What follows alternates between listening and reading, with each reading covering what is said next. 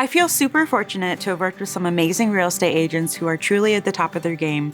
And over the years, I've learned a ton from helping single agents, teams, and brokerages with their marketing strategies. In this video, I'm going to share just a few marketing related things that I've learned from working with top real estate agents.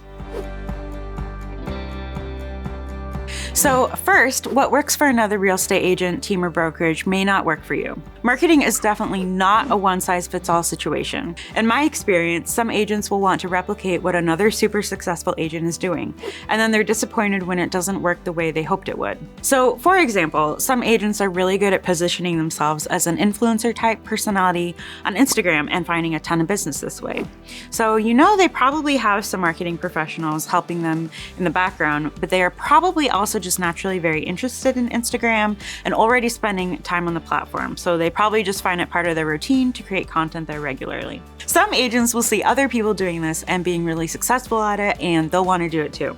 But finding success for your business through Instagram, for example, is a really long game, and while it's totally possible for many people, it takes a lot of time and consistency.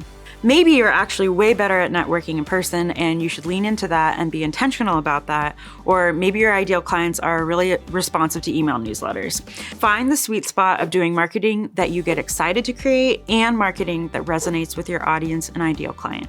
Number 2 is to find good people to work with, then outsource as much as possible. If you're a top agent, you will absolutely need help with your marketing, and while you should be involved with it to some extent, you need to try to outsource as much as possible. Of course, this means you need to work with the right people, and it may take a few tries to find the right blogger or graphic designer or video production team, but once you do, trust them to make magic and let go.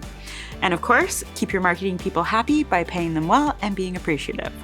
Number 3 is to ask yourself why you are doing a specific type of marketing and what success looks like. Some agents, especially the super successful ones, are definitely overachievers, and a lot of times they want to jump on the latest marketing fad or try to be everywhere at once because they feel like this is what they should be doing, or that's what all the successful agents are doing. But before you start a TikTok account or launch a podcast, ask yourself what you hope the outcome will be and how you know your marketing efforts have been successful. So for instance, if you start a podcast, commit to doing 10 episodes over the next 2 months and determine what success will look like to you. Will you consider your podcast venture successful if you get 1 client out of it? Or will you consider it successful if you get to meet 5 new people through your podcast? Just for example.